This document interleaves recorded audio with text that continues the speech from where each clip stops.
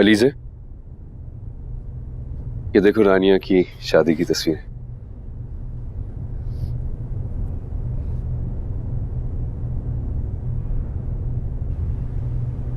इस तस्वीर में रानिया कितनी खुश लग रही हैं। उनके चेहरे पर कितना इत्मीनान है। लगता है आप दोनों की बहुत अच्छी दोस्ती है। हाँ, मैं और रानिया हमेशा से ही बहुत क्लोज है।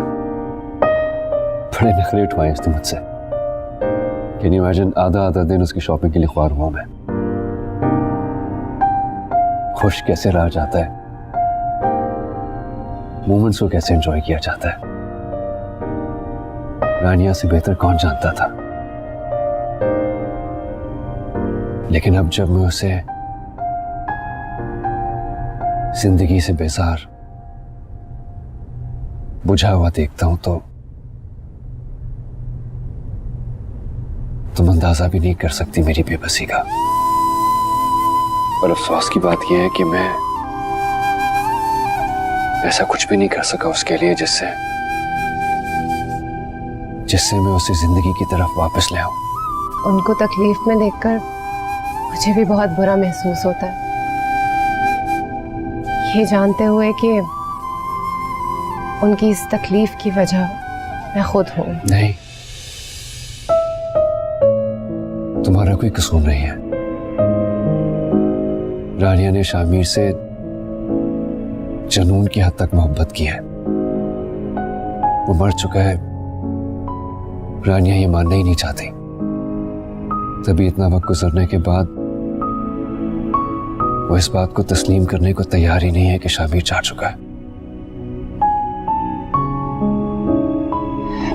ये मोहब्बत भी कितनी अजीब होती है।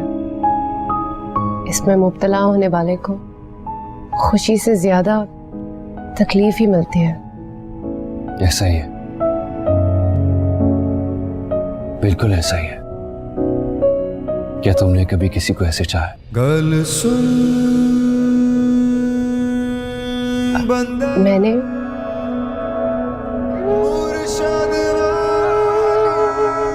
नहीं।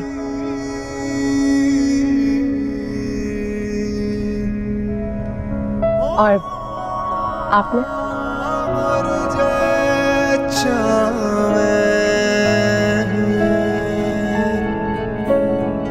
मंग से लाना मुहब्बत दा तू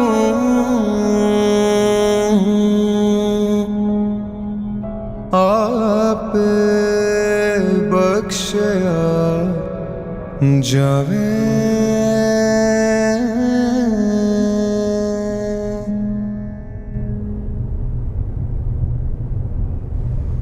राहिल बेटा। जी अम्मी। तुम्हें पता है कल रात अलीजे से मेरी बात हुई थी। वो कह रही थी कि वहाँ वो बहुत खुश है। जाहिर सी बात है पप्पू, अपनी मर्जी से गई है तो खुश तो होगी। राहिल बेटा, तुम ये सुनकर खुश नहीं हुए? इतने महीनों बाद मेरी उससे बात हुई। अम्मी, मैंने आपसे क्या कहा था? मेरे सामने अलीजे का जिक्र ना कीजिएगा। मुझे उसके मुतालिक कुछ नहीं जानना और ना ही मुझे दिलचस्पी है कि वो कैसी है। हमारी बहन है वो। मुझे अब इससे कोई फर्क नहीं पड़ता कि वो जिए या मरे, खुश हो या दुखी, कोई ताल्लुक नहीं है मेरा उससे। अम्मी, बेहतर यही होगा कि आप भी उससे राब्ता ना रखें, या कम से कम अपनी हद तक रखें। मुझे इन्वॉल्व करने की कोई जरूरत नहीं है। मैं उसकी वजह से पहले ही बहुत बड़ी सजा भुगत चुका हूं। मैं शरीना को डॉक्टर के पास लेके जा रहा हूं। थोड़ी देर में हम लोग आ जाएंगे। चलो शरीना। अल्लाह हाफिज़ पप्पू।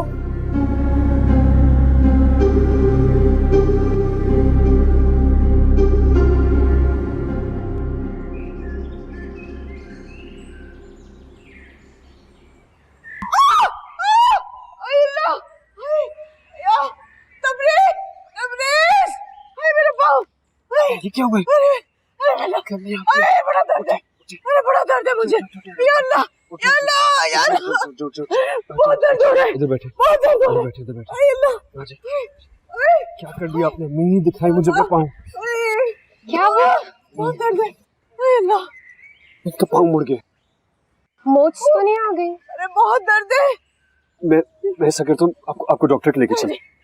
मुझे हॉस्पिटल नहीं जाना है। आज तो वो रानिया को लेकर जाना है ना, उसका मंदी चेकअप है, मुझे हॉस्पिटल लेकर जाना है। अरे मैं क्या करूं, मेरे से तो कदम नहीं चला जा रहा। आप परेशान हो, मैं ले जाऊंगा रानिया को। अरे तुम कैसे लेकर जाओगे, कैसे मैनेज करोगे अकेले? मैं तो चल ही नहीं सकती।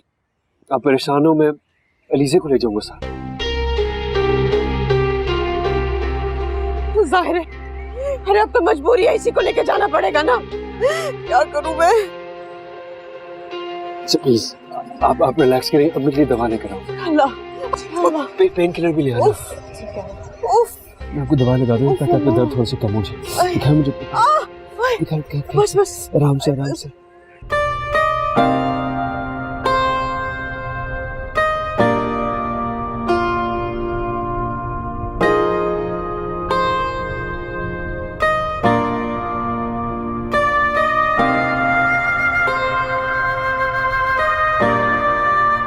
हैरत है, इतनी कीमती प्रेगनेंसी आप लोगों ने जाया कर दी और कोई फॉलोअप भी नहीं किया।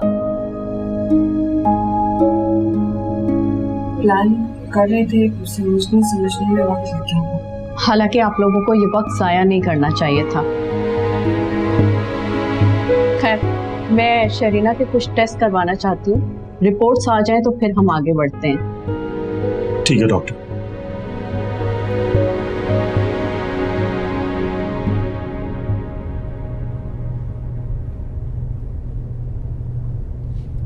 जो भी डॉक्यूमेंट्स फॉर्म्स होंगे आप मुझे बता देना, मैं फिल कर दूंगा।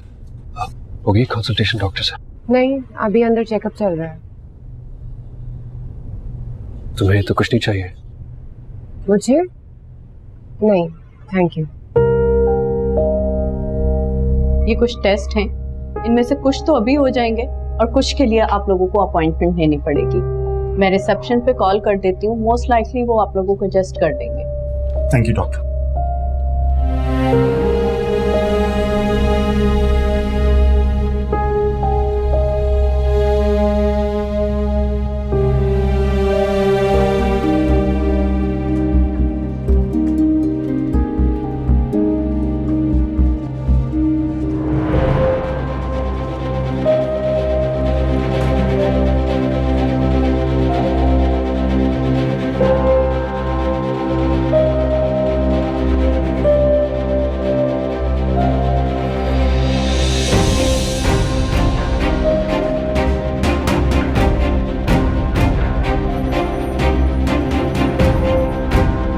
राहील भाई, मुझे यकीन नहीं आ रहा आप इस वक्त मेरे सामने हैं। कैसे? अच्छा तो ये होता कि तुम आज भी मेरे सामने ना आती, क्योंकि तुम्हें देखकर मेरा खून खौलने लगता है। राहील भाई, मत कहो मुझे अपना भाई, क्योंकि मेरा अब तुमसे कोई ताल्लुक नहीं है। और आज के बाद मुझे अपनी शक्ल दिखाने की तुम्हें कोई जरूरत नहीं है।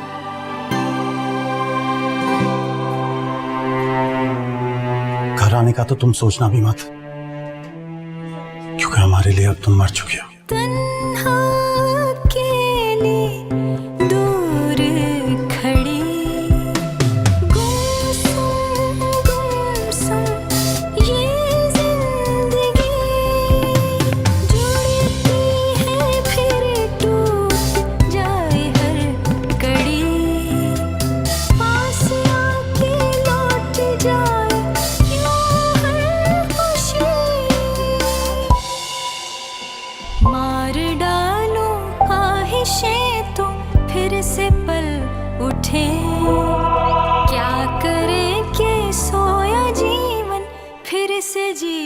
तुम परेशान मत हो, आ जाएगा राहील, मैं बात करूंगा उससे।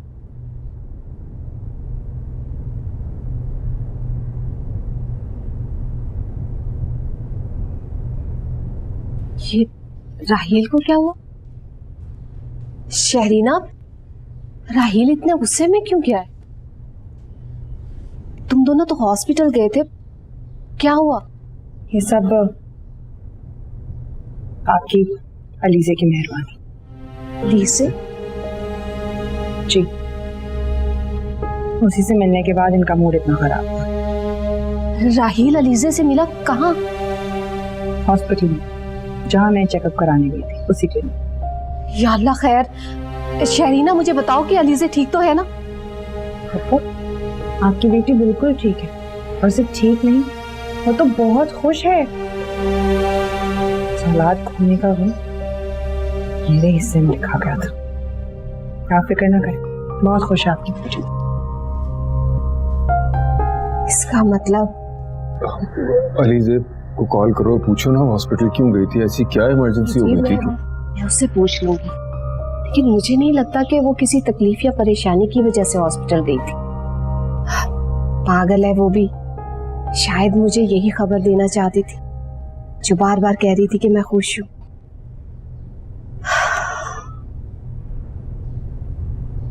आप परेशान ना हो।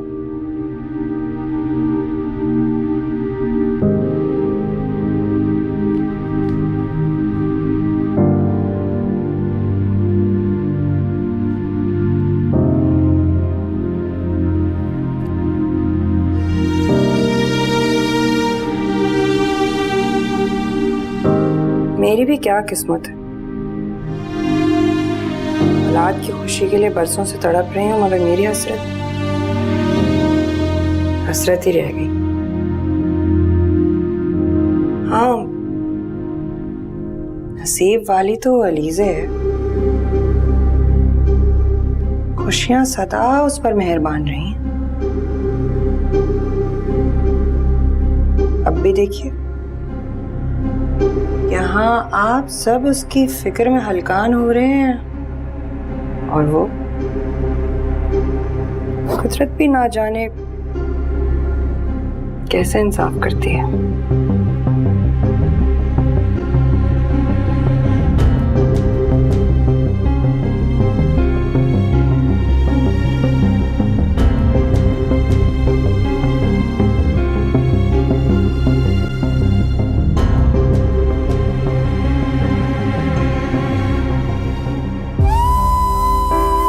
मुझे अपना भाई, क्योंकि मेरा अब तुमसे कोई ताल्लुक नहीं है, और आज के बाद मुझे अपनी शक्ल दिखाने की तुम्हें कोई जरूरत नहीं है। घर आने का तो तुम सोचना भी मत, क्योंकि हमारे लिए अब तुम मर चुके हो।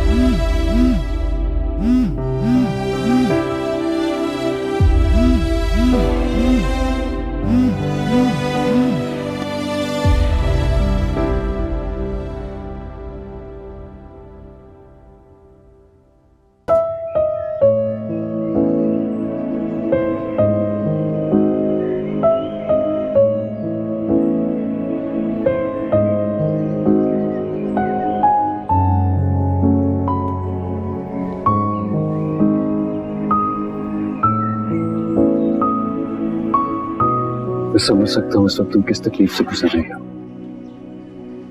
आप नहीं समझ सकते। भाई का अपनी बहन को बगैर किसी वजह के इतनी बड़ी सजा सुना देना, उससे सारे ताल्लुक खत्म कर देना, ये बात कोई नहीं समझ सकता। मैं तो खुद हैरान हूँ। आखिर राहील ने तुम्हारे साथ ऐसा किया क्यों? शायद अगर वजह मालूम होती तो इतनी तकलीफ नहीं होती, कि मैं तो जानती भी नहीं हूँ कि राहील भाई मुझसे इतने नाराज क्यों हैं। प्लीज तुम प्लीज संभालो खुद को। देखना एक दिन सब कुछ बिल्कुल ठीक हो जाएगा। राहील के गुस्से और नाराजगी की जो भी वजह है, आई एम श्योर वो बहुत जल्द दूर हो जाएगी। प्लीज हौसला करो।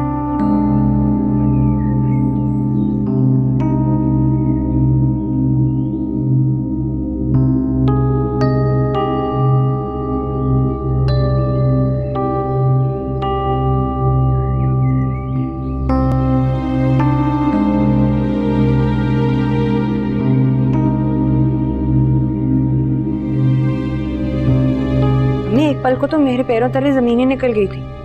जितना खौफ आया कि बहन को देख के भाई के जज्बात बेकाबू ही ना हो जाए।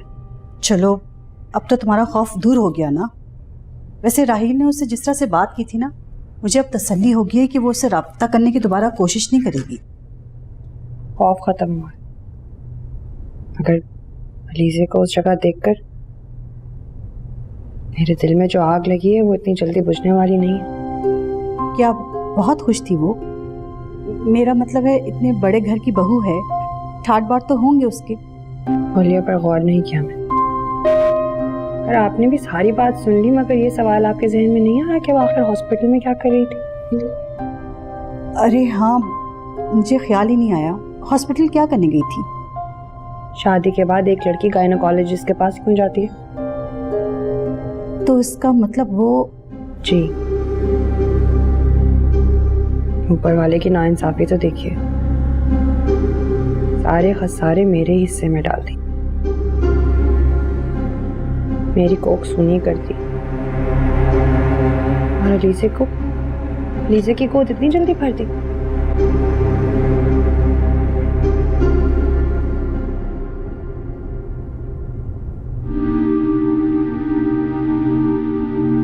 आपके लिए दूध लेकर आई हूँ।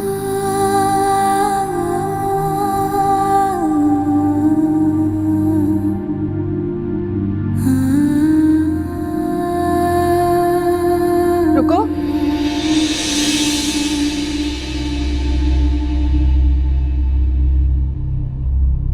जहर डाला इसमें?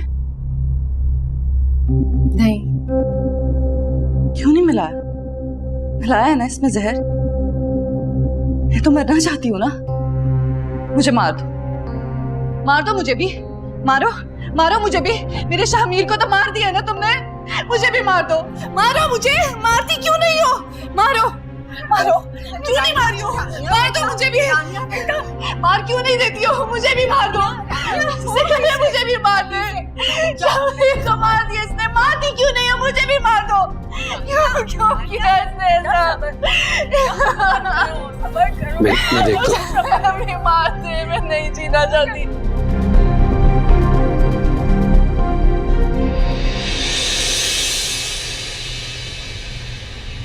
यकीन है मुझे पूरा यकीन है कि लड़की जब तक इस घर में है ना, रानिया कभी खुश नहीं रह सकती, और ना ही हमारी जिंदगी में सुकून आएगा। सुकून इंसान के अंदर होता है अम्मी, और वो सिर्फ तभी मिलता है जब हम दूसरों की जिंदगी में आसानियां पैदा करते हैं। किसी की जिंदगी को जहन्नुम बनाकर कभी सुकून नहीं मिला करता। तुम्हारी कल को शादी होने वाली है रानिया के साथ, और वो कभी भी इस लड़की को बर्दाश्त नहीं करेगी। वो बात की बात है अम्मी, और ऐसी बातों को सोचकर अपना वक्त बर्बाद मत करें। इस वक्त हमें सिर्फ रानिया की सेहत के बारे में सोचना चाहिए और बस।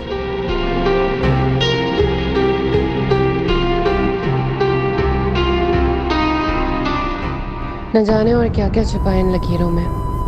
नसीब की ठोकर बार बार मेरे ही हिस्से में क्यों आ रही है? पहले ही इतने लोगों की नफरत सह रही हूँ, उस पर से मेरे अपने भाई ने भी मुझे धुतकार दिया। वो भाई जिसकी खुशियों के लिए दिन रात दुआएं मांगी, जिसकी जिंदगी बचाने के लिए अपना आप कुर्बान कर दिया, उसी ने मुझसे मुंह फेर लिया। आखिर मैं अपना ये दर्द किससे बांटूं?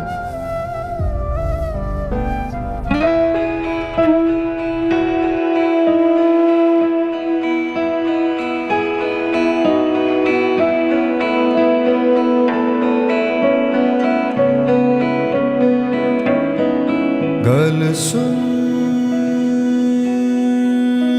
बंदया मुर्शद वाली।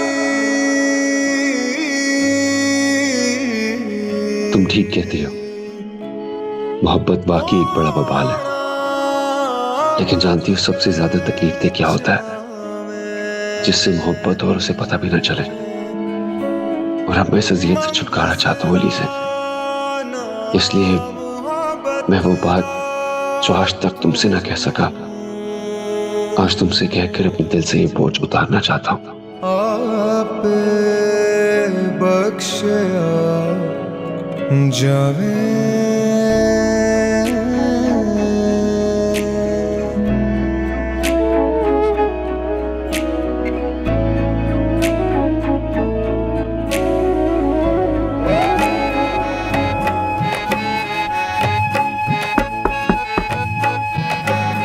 दिल की बातें रह गई दिल में, चुपने आग लगाई।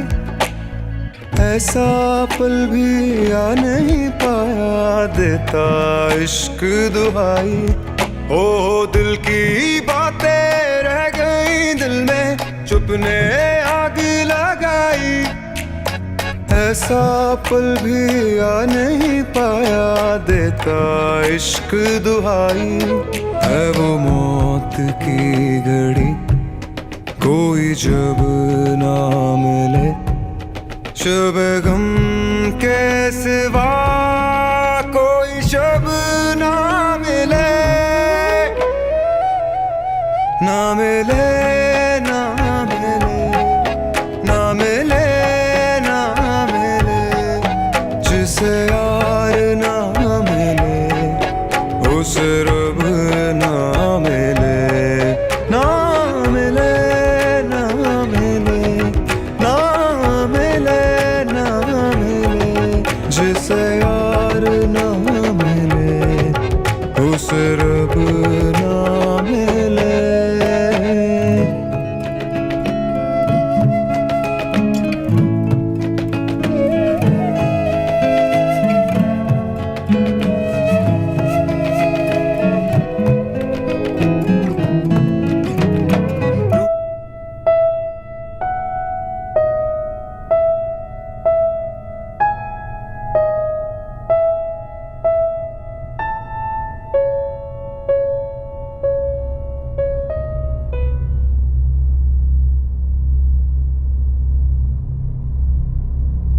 नहीं बस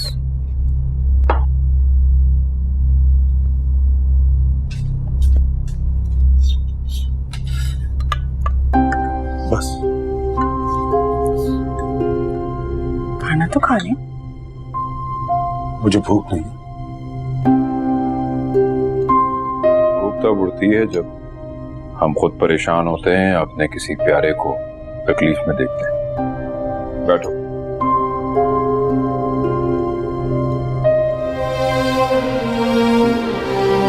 तुमने उस अपने से तो किनारा कर लिया है, तो यकीनन परेशानी की नौयत जाती होगी। बहरहाल ये ना समझना कि ताल्लुक तोड़ने से रिश्ता खत्म हो जाएगा। औलाद है वो मेरी, और मेरे दिल में उसके लिए जगह तुमसे कम नहीं, इसलिए ना तो कभी उसका रिश्ता टूटेगा मुझसे, और ना ही कभी उसका ताल्लुक इस घर से खत्म होगा।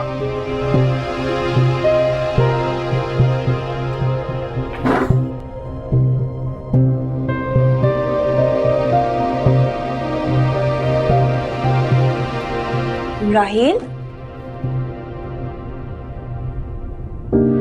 खाना खाओ।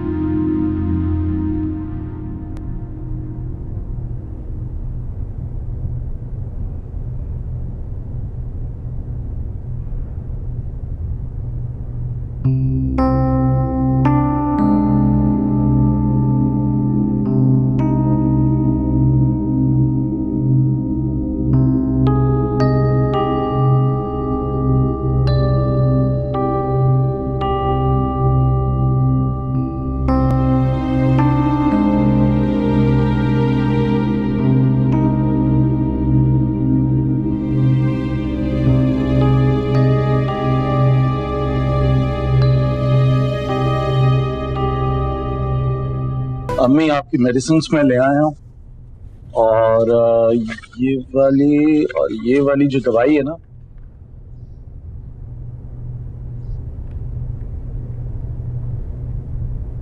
तो आपने फैसला कर लिया है कि आप अपना हर ताल्लुक मुझसे खत्म कर दें। पत्थर से लकीर तो मिट सकती, लेकिन इन रिश्तों का टूटना नामुमकिन है। तो आप मुझसे बात क्यों नहीं करती? बेटा, बात तो मैं तुमसे तब करूँ ना जब तुम मेरी बात को समझ सको। तुम अलीजे से इतनी ज्यादती कैसे कर सकते हो? अम्मी, अलीजे का नाम आप मेरे सामने ना लें। क्या वही आपकी औलाद है और मैं नहीं? तुम्हें क्या लगता है ये रिश्ते इतनी आसानी से टूट सकते हैं? तुम जबान से कह दोगे बहन भाई का रिश्ता टूट जाएगा क्या?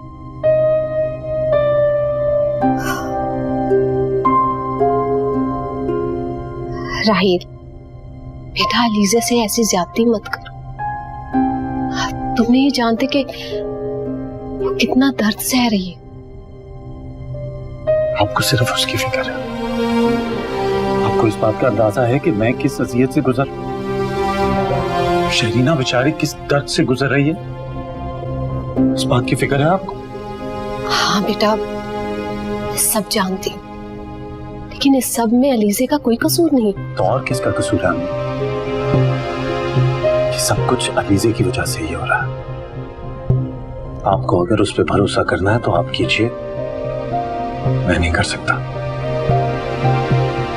और ना ही आप मुझे इस मामले में फोर्स करें। मेडिसिन खा लीजिएगा। नहीं ठीक हो रहा पाँव?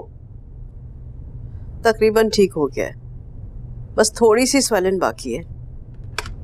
स्वेलिंग तो नहीं जाएगी अगर ऐसे टोटकों वाले तेल की मालिश करती रहोगी। किसी ऑर्थोपेडिक को दिखाओ, ठीक हो जाओगी फौरन। अलीजे, जरा चाय तो बना के लेकर आओ। जी।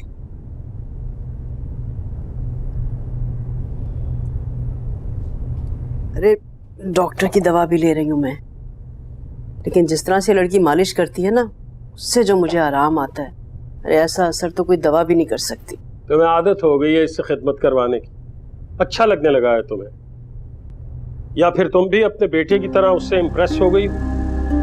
ये लो। ना भी दिमाग खराब नहीं हुआ मेरा, मैं इस मनहूस से इम्प्रेस हो जाऊं। ये देखो, ये हमारे प्लाजा की फाइनल लुक है। अरे वाह, जबरदस्त। कोई नहीं कह सकता कि उन बोसीदा पुराने मकानात को गिरा के बनाया गया है। वाह भाई वाह। एक बार इसे मुकम्मल होने दो, दुनिया देखने आएगी इंशाअल्लाह। इंशाअल्लाह इंशाअल्लाह। अरे वाकई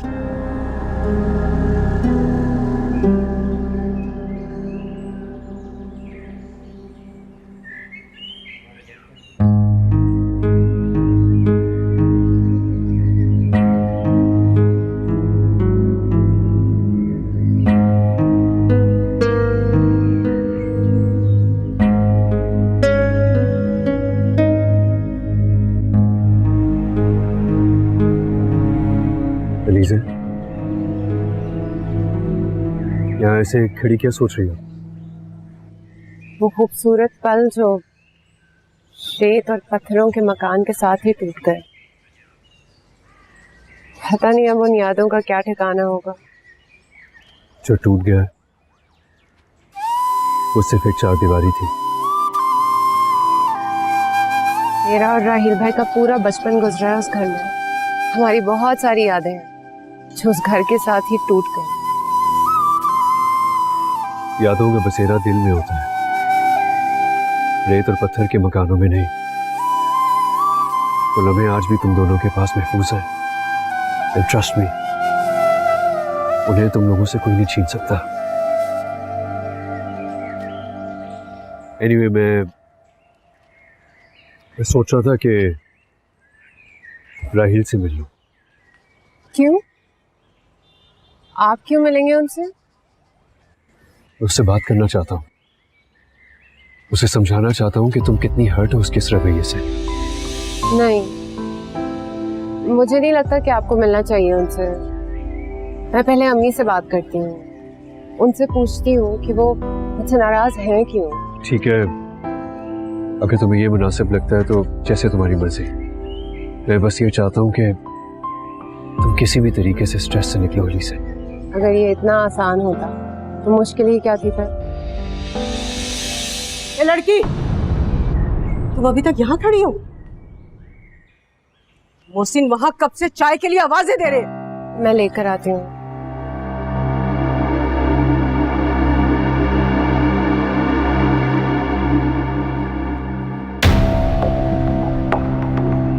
इस कमबख्त लड़की को मौका चाहिए हमदर्दियां बटोरने का।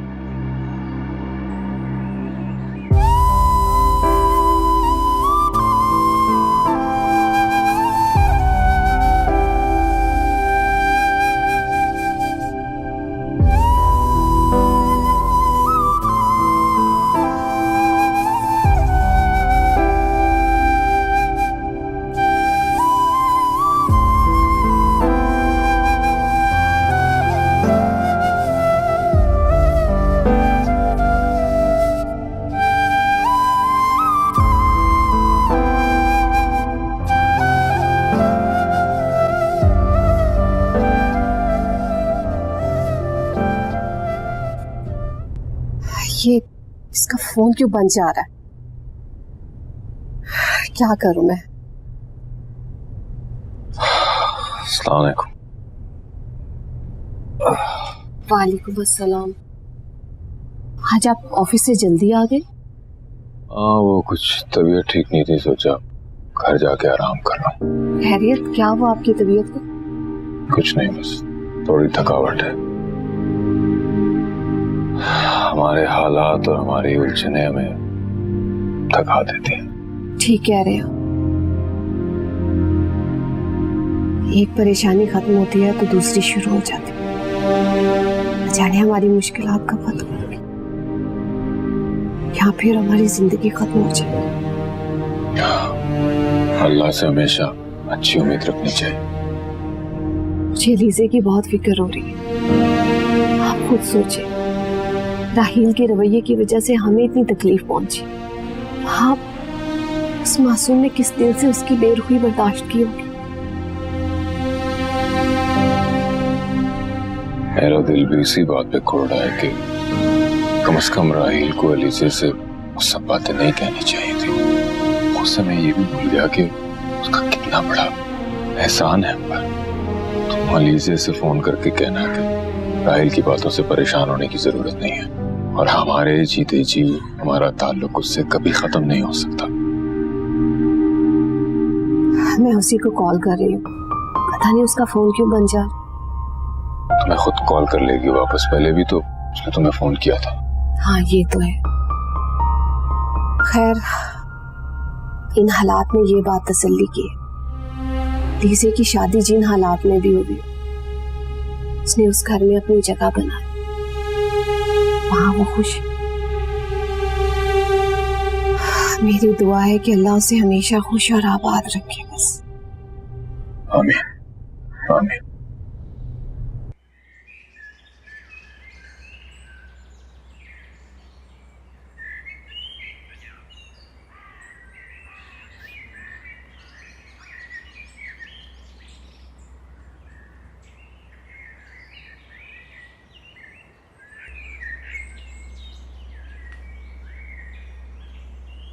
यहाँ अकेले क्यों बैठे?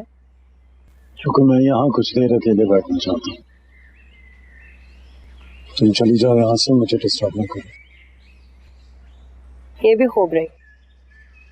अब अपने घर वालों का गुस्सा भी आप मुझ पर ही उतारेंगे। क्यों?